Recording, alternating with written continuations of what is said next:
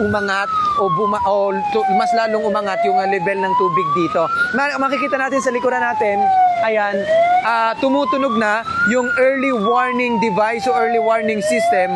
Nangangahulugan ito na yung sensor niya dito sa may ilalim, yung sensor niya dito, naabot na ng level ng tubig yung sensor niya, at ito daw konektado ito sa command center. Kaya mabilis na nakapunta dito yung City Disaster Risk Reduction and Management Office, kasi nung tumunog ito ay nalaman